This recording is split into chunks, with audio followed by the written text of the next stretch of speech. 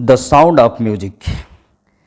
It is a very interesting story about a musician who was 17 years old, as described in this story. The sound of music एक ऐसी कहानी है जो एक 17 वर्षीय लड़की की है जिसका नाम एवलिन गिलीनी होता है और वह म्यूजिक की दुनिया में अपना कदम रखती है और मानो संगीत को ही अपना जीवन बना लेना चाहती है।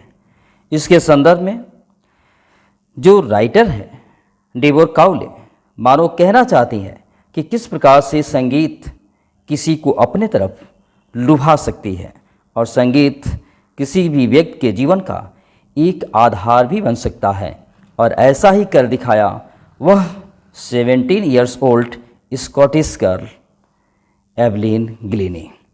आइए देखते हैं कि एवलिन गिलीनी इस म्यूजिक के लाइफ में किस प्रकार से संघर्ष करते हुए वह अपने उपलब्धियों को प्राप्त करती हैं, अनेक अवार्ड जीतती हैं, अनेक जगह परफॉर्म करती हैं और उनका जो रिकॉर्ड होता है उनकी उम्र के दोगुने उम्र के लोगों से भी कहीं ज़्यादा होता है। यद्यप कुछ समय बाद वह बहरी हो जाती हैं, लेकिन बहरी होने के बाद उनका जो परफॉर्मेंस होता है वह कुछ अद्भुत ही होता है और इसी वजह से उनका नाम संगीत की दुनिया में अलग ही स्थापित होता है। आइए चलते हैं टेक्स्ट की ओर। कहानी की स्टार्टिंग अंडरग्राउंड ट्रेन प्लेटफॉर्म से होती है, जहाँ पे वह लड़की अपने ऑडिशन को देने के लिए prestigious Royal Academy of Music in London जा रही है। आइए देखते हैं। Rush hour crowds just for position on the underground train platform. Rush hour crowds it means बहुत अधिक भीड़। जस्टल जो धक्का धुक्की कर रही थी, फॉर पोजीशन अपना अपना स्थान पाने के लिए, ऑन द अंडरग्राउंड मीन्स उस भूमिगत ट्रेन प्लेटफॉर्म माने ट्रेन के प्लेटफॉर्म पे, भूमिगत ट्रेन के प्लेटफॉर्म पर अपना अपना जगह पाने के लिए लोगों की भीड़ धक्का धुक्की कर रही थी।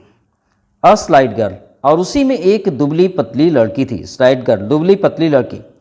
लुकिंग यंगर, लुकिंग मीन्स जो दिख रही थी, यंगर कहीं कम उम्र की, दैन माने के पीछा हर 17 ईयर्स माने अपने 17 वर्ष के। यद्यप उसका उम्र 17 का था, लेकिन कहता है कि दैन हर 17 ईयर्स अपने 17 वर्ष की उम्र के पीछा लुकिंग यंगर कुछ कम उम्र की दिख रही थी।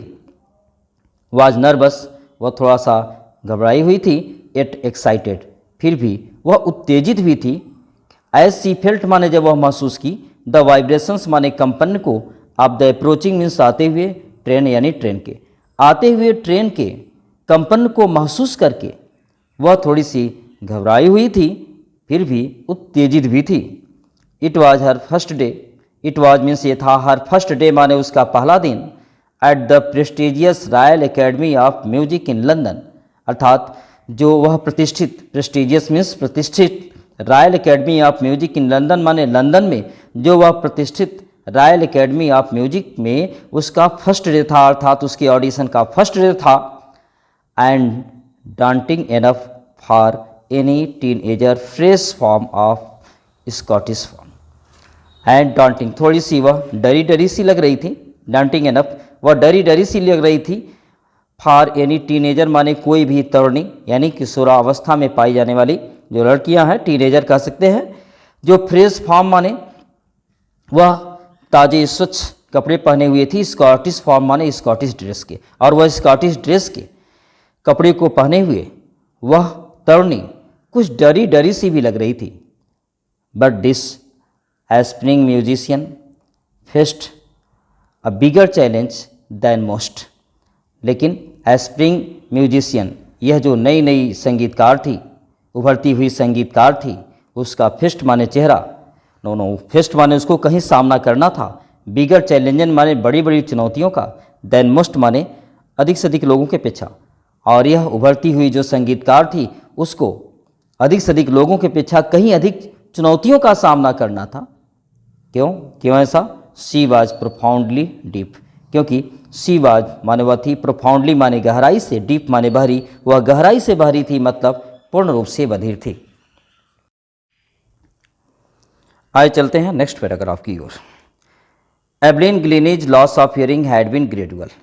एवलिन ग्लीनीज माने एवलिन ग्लीनी का लॉस ऑफ हियरिंग माने श्रवण शक्ति का खोना, हैड बीन यानी रहा, ग्रेजुअल माने धीरे धीरे। एवलिन ग्लीनी का श्रवण शक्ति का खोना यद्यप धीरे धीरे होता रहा। हर मदर रिमेंबर्स और उनकी माँ रिमेंबर्स इस बात को याद करती हैं, नोटिसिंग की जब वह ध्यान देने लगी थी, समथिंग की कुछ वाज रॉन्ग माने गलत हुआ। ये बात कब उनको लगा कि कुछ गलत हुआ? वेन माने जब द 8 ईयर ओल्ड वह 8 वर्षीय एवलिन जो थी, वाज वेटिंग माने अभी इंतजार कर रही थी, टू प्ले द पियानो यानी पियानो बजाने के लिए।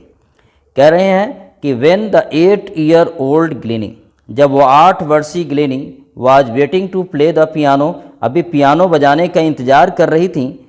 हर मदर रिमेंबर्स, उनकी माँ याद रखती हैं कि नोटिसिंग, उस वक्त वह नोटिस की, समथिंग वाज रॉन्ग, कि कुछ तो एवलिन के साथ गलत हुआ है। कैसे यह बात उनको पता लगा? दे कॉल्ड हर नेम, क्योंकि जिस फंक्शन में गई थी पियानो बजाने के लिए, वहाँ पर दे मीन्स वे मतलब जो उस फंक्शन के जो एंकर्स थे, कॉल्ड हर नेम माने उनके नाम को पुकारे। And she did not move, और वह हिली डुली भी नहीं, मतलब ये कि उन्हें जाना था बजाने, अपने जगह से उठकर गई भी नहीं। आई सडनली रियलाइज्ड, उनकी मदर कहती हैं मुझे अचानक एहसास हुआ, सी मीन्स की वह अर्थात एवलिन हैड नॉट हियर्ड माने कि वह सुनी ही नहीं। सेज इसाबेल ग्लीनी, और ये बात इसाबेल ग्लीनी कहती हैं। आगे भी कहती हैं, फॉर क्वाइट ए वाइल माने कुछ समय तक एवलिन जो थी, मैनेज्ड माने व्यवस्थित करती रही, काउंसिल माने छिपाने में व्यवस्थित करती रही, अर्थात छिपाती रही। हर ग्रोइंग डीपनेस माने अपने बढ़ती हुई बहरेपन को, फ्रॉम फ्रेंड्स माने अपने दोस्तों से, एंड टीचर्स माने अपने अध्यापकों से। और कहते हैं कि फॉर ए क्वाइट वाइल माने बिल्कुल कुछ समय तक एवलिन जो थी, फ्रॉम फ्रेंड्स एंड टीचर्स माने अपने फ्रेंड्स से और अपने टीचर से अपने बढ़ते हुए बहरेपन को छिपाने में सफल रही।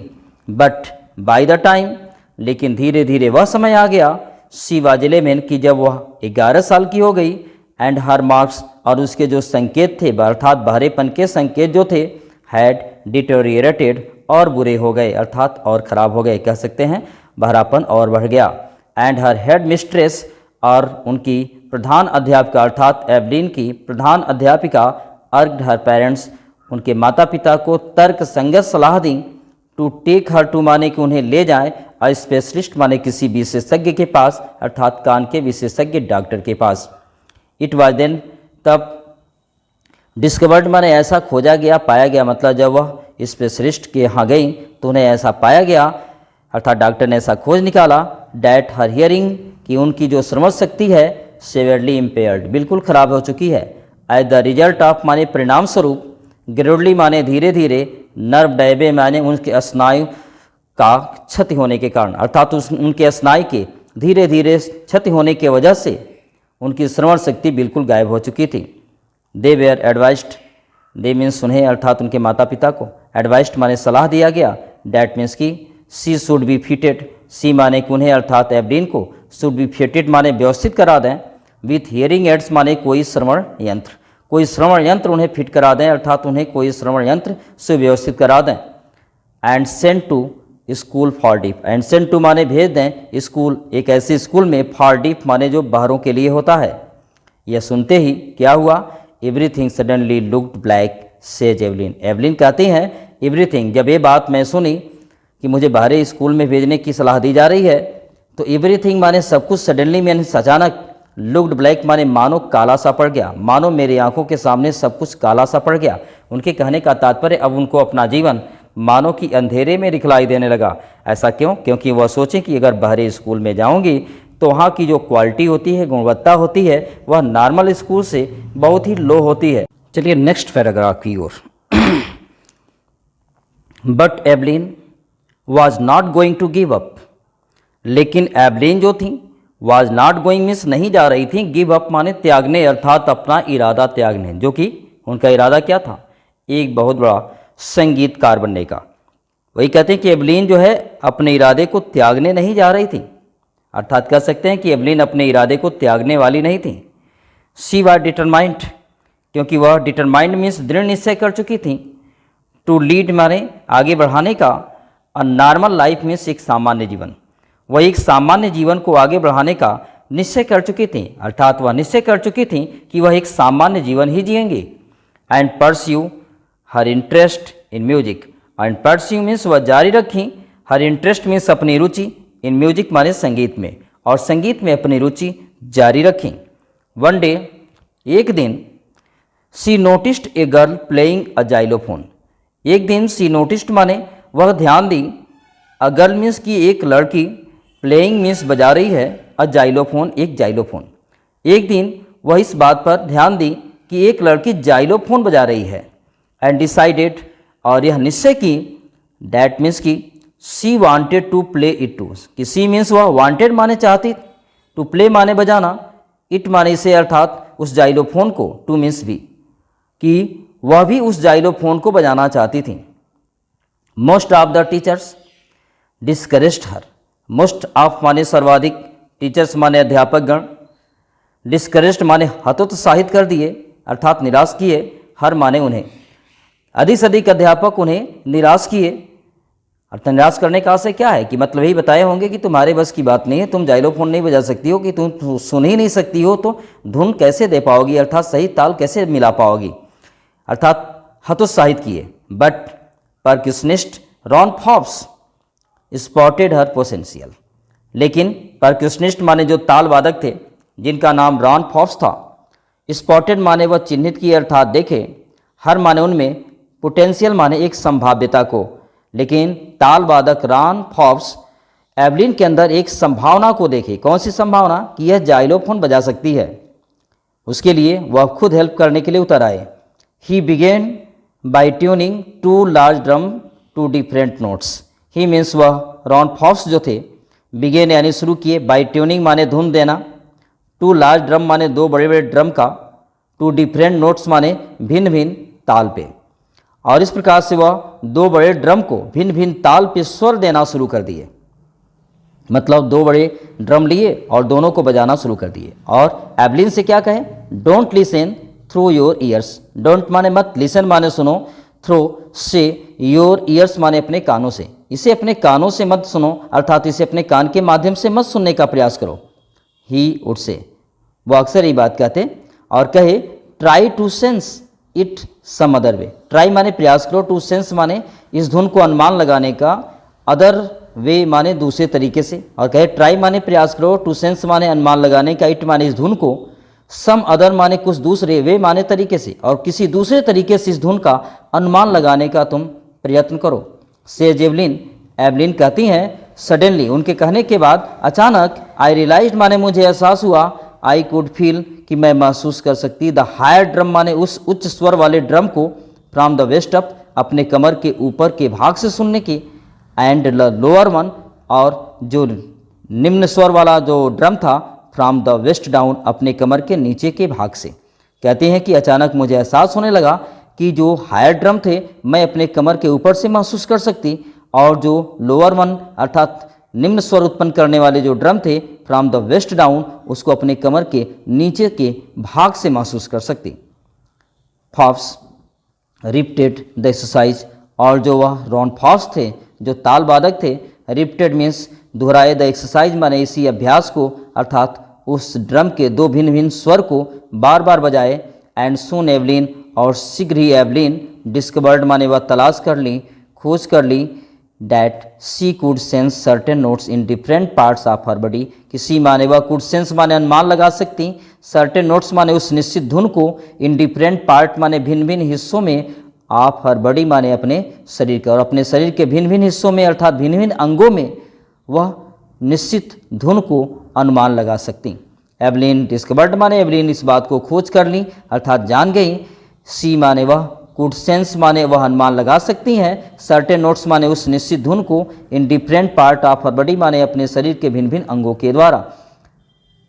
आई had learn to open my mind and body to sound and vibrations, वह कहते हैं आई हैड लर्न माने मैं सीख चुकी थी, ओपन माई माइंड मीन्स अपने दिमाग को खोलना, एंड बॉडी माने अपने शरीर को खोलना, टू द साउंड माने उस आवाज़ के प्रति, एंड वाइब्रेशंस माने कंपन के प्रति। आवाज़ का मतलब उस संगीत की ध्वनि, और वाइब्रेशन यानी वही संगीत का कंपन, उस संगीत की ध्वनि और कंपन के प्रति अपने दिमाग और अपने शरीर को अर्थात शरीर के भिन्न भिन्न अंगों को महसूस करने के लिए खोलना सीख गई थी। The rest was share determination and hard work. बाकी तो रेस्ट माने शेष, वाज शेयर डिटर्मिनेशन माने दृढ़ निश्चय की बात थी, एंड हार्ड वर्क माने कठिन परिश्रम की बात थी। बाकी सब तो दृढ़ निश्चय और कठिन परिश्रम पर निर्भर था।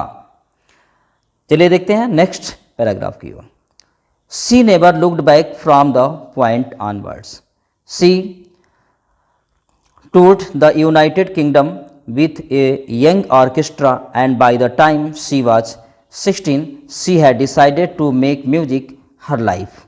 देखते हैं, she never, वह कभी नहीं, looked back माने पीछे देखी, from that माने उस point माने बिंदु से, onward माने आगे, तब समय आगे बढ़ता गया लेकिन उसके बाद वह पीछे मुड़कर कभी नहीं देखी। she toured माने वह यात्रा की, the United Kingdom United kingdom की यात्रा की, विथ ए यूथ ऑर्केस्ट्रा माने यूथ ऑर्केस्ट्रा के दल के साथ यात्रा की, एंड बाय द टाइम, और इस समय कहा जाए, शी वाज 16 कि वह 16 की हो चुकी थी, अर्थात 16 वर्ष की हो चुकी थी।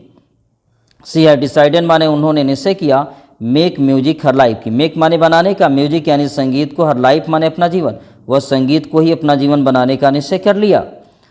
She auditioned for the Royal Academy of Music and scored one of the highest marks in the history of the academy.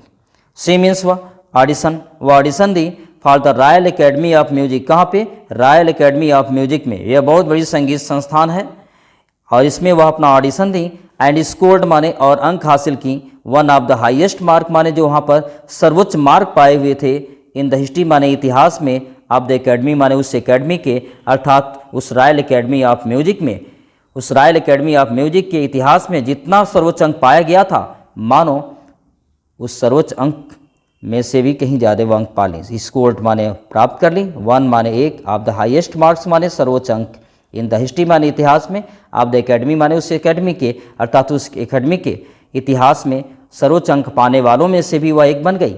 C gradually move from orchestral work to solo performances. She means वह gradually माने धीरे धीरे, moved माने आगे बढ़ चली, from orchestral माने orchestra के, वर्क माने कार्य से, कार्य का तात्पर्य यहाँ संगीत प्रदर्शन से, वह ऑर्केस्ट्रा में संगीत प्रदर्शन से निकल करके टू सोलो परफॉर्मेंसेज, वह एकल प्रस्तुति भी करने लगी, अर्थात एकल संगीत की प्रस्तुति करने लगी।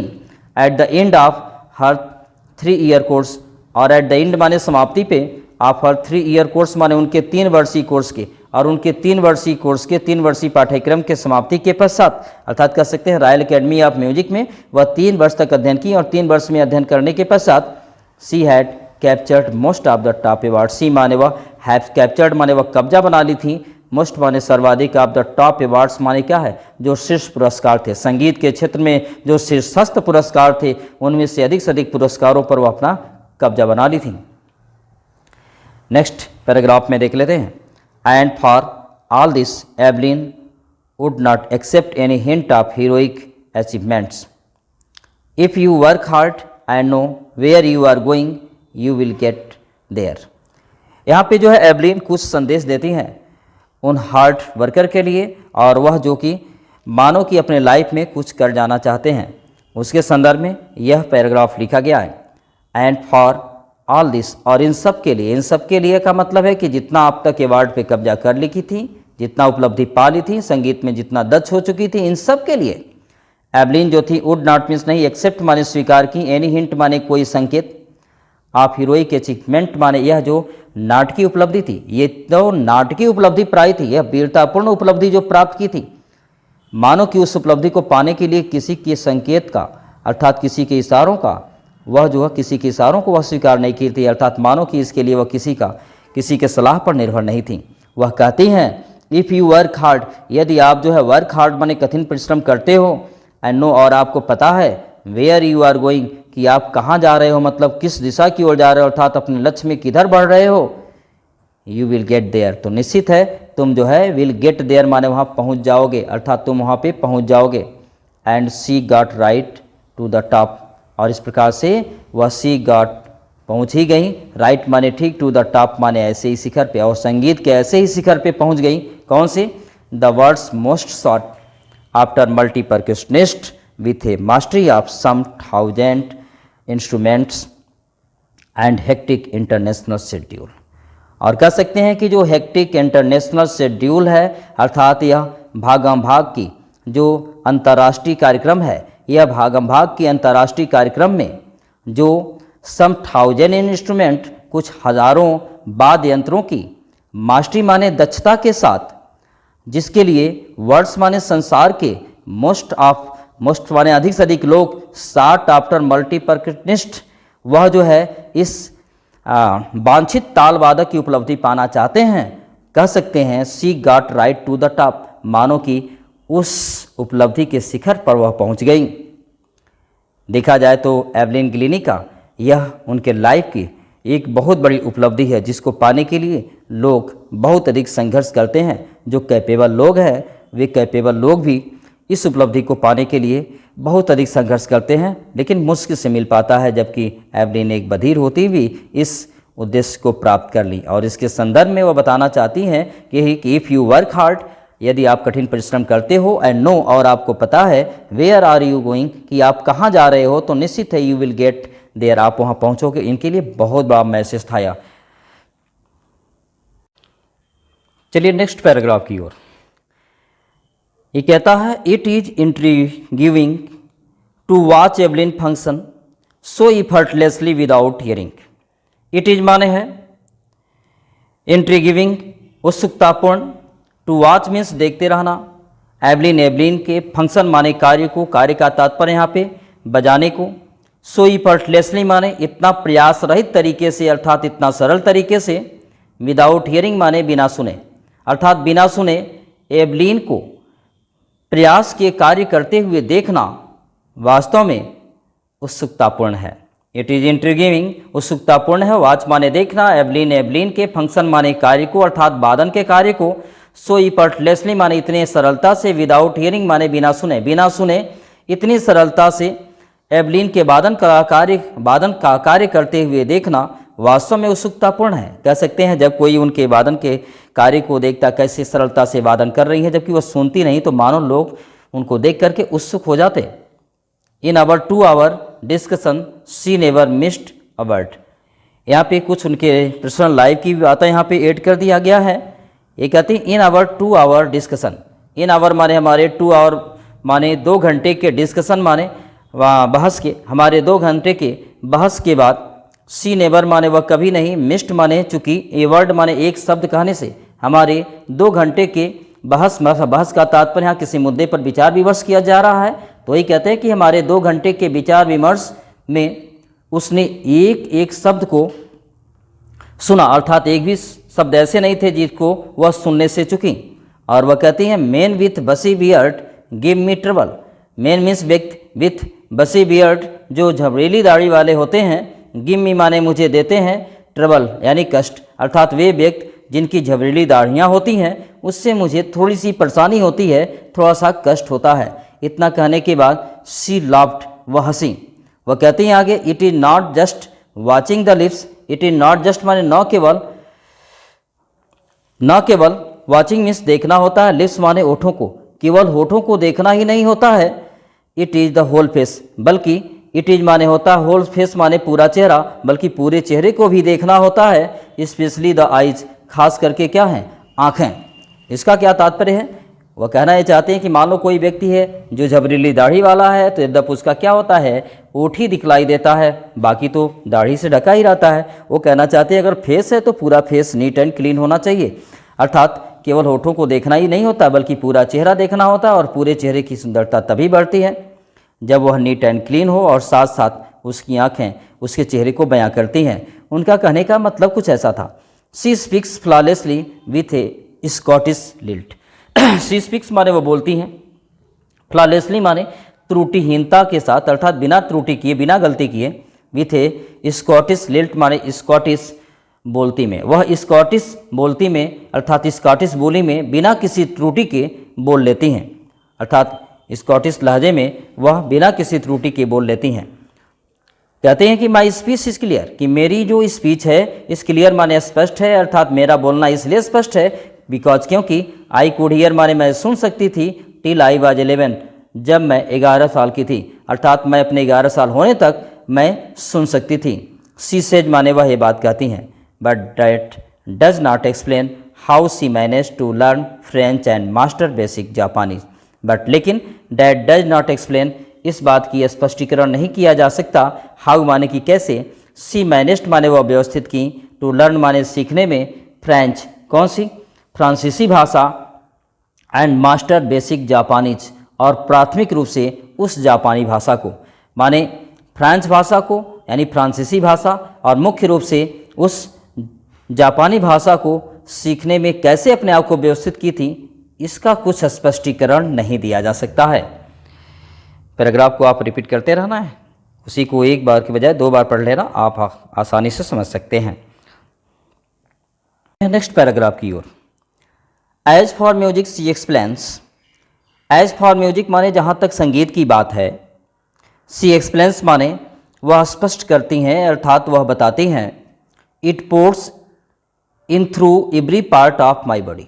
इट मीन्स ये जो संगीत है, पोर्ट्स माने उड़ेलती है, इन थ्रू माने से होकर के, एवरी पार्ट मीन्स प्रत्येक अंग में, ऑफ माई बॉडी माने मेरे शरीर के, यह संगीत मेरे शरीर के प्रत्येक अंग में से होकर के उड़ेलती है अर्थात प्रत्येक अंग में से होकर के गुजरती है। It tingles in the skin, my cheekbones and even in my hair. It means यह जो संगीत है वह टिंगल्स मानो कि वह झंझनाहट पैदा कर देती है, इन द स्किन माने मेरी त्वचा में, माई चिकबोन्स माने मेरे गाल की हड्डियों में, and even in my hair माने यहाँ तक कि मेरे बालों में भी। और संगीत से कहती हैं कि मेरी त्वचा, मेरे गाल की हड्डियाँ, मेरे बालों में मानो एक झंझनाहट सी आ जाती है। When she plays the xylophone, जब वह जाइलोफोन को बजाती हैं, वेन सी मीन्स जब वह प्लेज यानी बजाती हैं, जाइलोफोन जब वह जाइलोफोन को बजाती हैं, she can sense the sound passing up the stick into her finger tips. She means वह एवलिन, कैन सेंस मीन्स अनुमान लगा सकती हैं, द साउंड मीन्स वो उस आवाज़ के अनुमान लगा सकती हैं जो पासिंग अप माने ऊपर गुजर रही हो, द स्टिक माने उस बजाने वाली छड़ी से ऊपर जा रही हो, कहाँ तक, इनटू हर फिंगर्स माने उनके अंगुलियों में, जिस हाथ में पकड़कर वह बजाती हैं, जाइलोफोन को बजाती हैं, कहती हैं कि उस आवाज़, वह जो आवाज़ थी, निकलने वाली आवाज़ थी, उस छड़ी के माध्यम से उनकी अंगुलियों के छोर तक जाती है अर्थात अंगुलियों के छोर से होते हुए उनके हाथ तक पहुंचती है अर्थात उनके उस हाथ के अंग तक पहुंचती है। करें वेन सी प्लेज माने जब बजाती हैं, जाइलोफोन बजाती हैं, सी कैंसेंस माने वह अनुमान लगा सकती हैं, द साउंड मीन्स की आवाज़, पासिंग अप माने ऊपर गुजर रही है, द स्टिक माने उस छड़ी से आवाज़ उस छड़ी से ऊपर गुजरते हुए, इनटू हर फिंगर टिप्स माने उनकी अंगुलियों के नोक तक आ रही है, by leaning against the drum, और जिस वक्त वह लीनिंग माने झुककर अर्थात झुकी होती हैं, अगेंस्ट द ड्रम माने ड्रम के विरुद्ध अर्थात ड्रम पे, अर्थात जिस वक्त वह झुककर ड्रम बजा रही होती हैं, सी कैन फील तो वह महसूस कर सकती हैं, द रिजोनेंस माने वह जो गुंजन है ड्रम का, फ्लोइंग माने बह रहा है, इनटू हर बॉडी माने उनके शरीर में। कह रहे हैं कि जब वह ड्रम पे झुककर ड्रम बजा रही हैं तो वह महसूस कर सकती हैं उस गुंजन को जो उनके शरीर में उस ड्रम के द्वारा बह रहा है। ऑन ए वुडन प्लेटफॉर्म, जब वह लकड़ी के बने प्लेटफॉर्म यानी चबूतरे पर जाती हैं जहाँ पे अनेक प्रकार के वाद्य यंत्र रखे गए हैं, तो सी रिमूव्स माने वह निकाल देती हैं, हर शूज माने अपने जूते को, तो वह अपने जूते को निकाल देती हैं, सो डैट ताकि द वाइब्रेशंस ताकि जो कंपन है अर्थात उस संगीत की जो कंपन है, पास थ्रू माने वह गुजर सके, हर माने उनके बेयर फिट माने नंगे पाँव से, ताकि वह जो संगीत का कंपन है उनके नंगे पाँव से होकर गुजर सके, एंड अप हर लेग्स और उनके पाँव में ऊपर तक वह कंपन चढ़ सके जिसको वह महसूस कर सकें। चलिए देखते हैं नेक्स्ट पैराग्राफ को। Not surprisingly Evelyn delights her audiences. Not surprisingly माने इसमें कोई आश्चर्य की बात नहीं है कि एवलिन जो है डिलाइट्स माने आनंदित करती रहती, हर मीन्स अपने ऑडियंसेज माने श्रोताओं को, इसमें कोई आश्चर्य की बात नहीं कि एवलिन अपने श्रोताओं को आनंदित करती हैं। In 1991, she was presented with the Royal Philharmonic Society's prestigious Soloist of the Year Award। कहते हैं 1991 माने 1991 में she was presented माने उन्हें प्रेजेंट किया गया अर्थात पुरस्कार भेंट किया गया। कौन सा पुरस्कार? With the royal Philharmonic society माने रॉयल फिलहार्मोनिक सोसाइटी का, प्रेस्टिजियस माने प्रतिष्ठित, सोलोइस्ट माने एकल, ऑफ द ईयर अवार्ड माने उस साल के पुरस्कार को। कह सकते हैं 1991 में उन्हें फिलहार्मोनिक सोसाइटी का उस वर्ष का प्रतिष्ठित एकल वादक का पुरस्कार प्रदान किया गया। Says master percussionist James Blades. Says माने कहते हैं मास्टर, परक्यूशनिस्ट माने वह जो कुशल दक्ष ताल वादक जेम्स ब्लेड्स, और कुशल ताल वादक जो जेम्स ब्लेड्स हैं ये बात कहते हैं गॉड में हैव टेकन हर हियरिंग, कि गॉड ने, ईश्वर ने भले ही टेकन हर मीन्स छीन लिया है, हियरिंग माने श्रवण शक्ति, ईश्वर भले ही उनकी श्रवण शक्ति को छीन लिया है, बट लेकिन he has given her back something, लेकिन ही हैज़ गिवन हर माने वह उनको दिए हैं, बैक माने पीछे अर्थात बदले में, समथिंग माने कुछ, एक्स्ट्रा ऑर्डिनरी माने असामान्य, लेकिन ईश्वर ने बदले में उन्हें कुछ तो असामान्य दिया है। व्हाट वी हियर, और जो चीज़ हम हियर माने सुन सकते, सी फील्स वही चीज़ वह महसूस कर सकती हैं। फार मोर डीपली, और महसूस ही नहीं कर सकती बल्कि मोर डीपली माने कहीं गहराई से महसूस कर सकती हैं। देन एनी ऑफ अस माने जैसा कि हम में से कोई, अर्थात हम में से किसी की अपेक्षा वह कहीं अधिक गहराई से भी महसूस कर सकती हैं। डेट इज वाई मीन्स इसीलिए, सी एक्सप्रेसेज माने वह व्यक्त करती हैं, म्यूजिक यानी संगीत को, सो ब्यूटीफुली माने इतने सुंदर ढंग से, और इसीलिए वह संगीत को इतने सुंदर ढंग से व्यक्त करती हैं। नेक्स्ट पैराग्राफ में चलते हैं। Evelyn confesses that she is something of a workaholic. Evelyn confesses माने एवलिन स्वीकार करती हैं कि शी इज समथिंग माने वह कुछ हैं, ऑफ ए वर्कोलिक माने काम में डूबे रहने वाली, वह महसूस करती हैं कि वह सिर्फ काम में डूबे रहने वाली एक लड़की हैं। कहती हैं कि I have just got to work, वो बोलती हैं कि आई हैव जस्ट माने मुझे ठीक, गॉट टू वर्क माने काम करते रहना है, बस मुझे काम करते रहना है। ऑफेन हार्डर, ऑफेन माने अक्सर, हार्डर माने अधिक कठिन, देन माने के अपेक्षा, क्लासिकल इंस्ट्रूमेंट माने जो क्लासिकल माने जो शास्त्रीय, म्यूजिशियंस माने संगीतकार हैं, जो शास्त्रीय संगीतकार हैं उनकी अपेक्षा कहीं अधिक कठिन कार्य मुझे करते रहना है। But the rewards are enormous, लेकिन रिवार्ड्स माने पुरस्कार भी तो अभी इनर्मस माने प्रचुर हैं, पर्याप्त हैं, अभी पुरस्कार भी तो पर्याप्त हैं, अर्थात पुरस्कार भी तो अत्यधिक हैं। Apart from the regular concerts, apart from माने से अलग, रेगुलर माने नियमित, कंसर्ट्स माने संगीत प्रदर्शन, जो नियमित रूप से जहाँ जहाँ वह संगीत प्रदर्शन करती हैं उससे कुछ अलग, मतलब जो वह संगीत प्रदर्शन करने जाती वो तो जाती ही, उससे कुछ अलग। अपार्ट माने अलग, फ्रॉम द रेगुलर माने नियमित, कॉन्सर्ट्स माने संगीत प्रदर्शन से, जो नियमित संगीत प्रदर्शन करती हैं उससे कुछ अलग।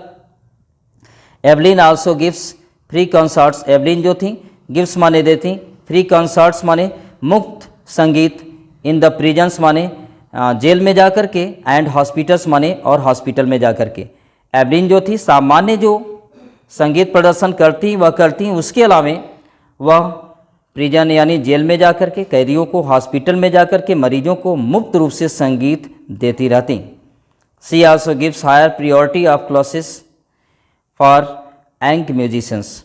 सी मीन्स वह एवलिन जो थी, गिफ्ट्स मीन्स देती रहती, हाई प्रियोरिटी माने उच्च महत्व देती रहती, टू क्लासेज माने कक्षाओं को, फॉर यंग म्यूजिशियंस माने युवा संगीतकारों के, जो युवा संगीतकारों की कक्षाएं थीं उन कक्षाओं को भी वह बहुत अधिक महत्व दिया करती, अर्थात वहाँ पर भी जाकर उन्हें प्रेरित करती, ट्रेंड करती।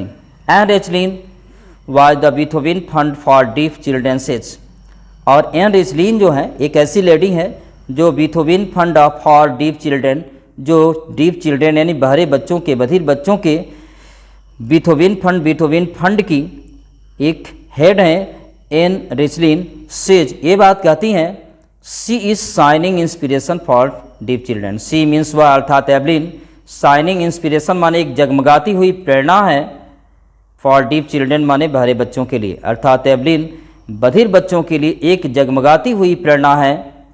दे सी, और वे जो बच्चे हैं इनकैपेबल हैं, वे जो सी माने वे देखते हैं कि देयर इज माने है, नो वेयर माने कोई ऐसा जगह नहीं, डेट दे कि वे वहाँ, can go can not go न जा सकें, और इस प्रकार से वे देख लेते हैं कि कोई जगह यहाँ पे है नहीं जहाँ पे वह न जा सकें, अर्थात यदि इरादे बना लें तो एवलिन जैसे किसी भी मुकाम पे, अर्थात अपने जीवन के किसी भी मुकाम पे जा सकते हैं। तो वास्तव में एनी रेचलिन का जो कहना था कि एवलिन के बारे में कि she is a shining inspiration for deaf children, ये बात हकीकत ही थी। चलिए देखते हैं लास्ट पैराग्राफ को। Evelyn Glennie has already accomplished more than most people twice her age. Evelyn Glennie जो थी, हैज ऑलरेडी माने पहले ही, एकम्प्लिश्ड माने पूरा कर चुकी थी। क्या पूरा कर चुकी थी? अर्थात उपलब्धियों को पूरा कर चुकी थी, उपलब्धियां प्राप्त कर चुकी थी। मोर माने अधिक, कहीं अधिक उपलब्धियां प्राप्त कर चुकी थी। दैन मीन्स की अपेक्षा। मोस्ट पीपुल माने सर्वाधिक लोग। ट्वाइस हर एज माने जो उनकी उम्र से कहीं दोगुने उम्र के थे।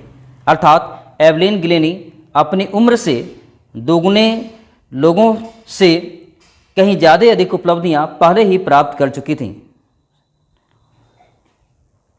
She has brought percussion to the front of the orchestra. She means वह, हैज़ ब्रॉट माने ले आई, परक्यूशन यानी ताल वादन को ले आई, टू द फ्रंट ऑफ माने सामने, ऑर्केस्ट्रा यानी ऑर्केस्ट्रा के, वह ताल वादन को ऑर्केस्ट्रा के सामने ले आई।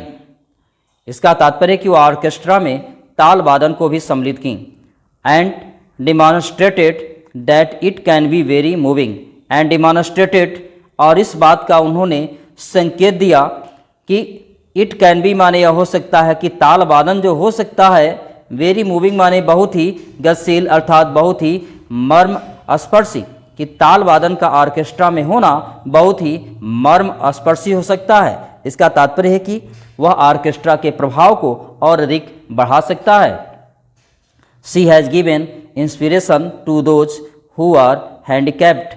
शी हैज़ गिवन माने उन्होंने दिया, इंस्पिरेशन माने प्रेरणा, टू दोज माने उनको, हु माने जो, आर माने हैं, हैंडीकैप्ड माने विकलांग, जो विकलांग हैं उन लोगों को उन्होंने प्रेरणा दिया। People who look to her and see, और उन लोगों को भी जो लोग उनको देखते हैं एंड से, और ये कहते हैं if she can do it. If she माने यदि वह, कैन डू इट माने इसको कर सकती, अर्थात इसको का तात्पर्य है कि वह संगीत में इतना अच्छा परफॉर्मेंस कर सकती, तो वे लोग अपने आप से कहते कि आई कैन, तो मैं भी कर सकता। एंड नॉट द लिस्ट, और ये भी बात कम तो नहीं है, अर्थात एवलिन के लिए भी बात कम तो नहीं है कि शी हैज़ गिवन, सी माने कि वह, हैज़ गिवन माने दी हैं, इनर्मस माने पर्याप्त, प्लीजर माने आनंद, टू मिलियंस माने लाखों लाखों लोगों को। और ये भी बात कम महत्वपूर्ण तो नहीं है कि वह लाखों लाखों लोगों को आनंदित कर चुकी हैं। और इस प्रकार से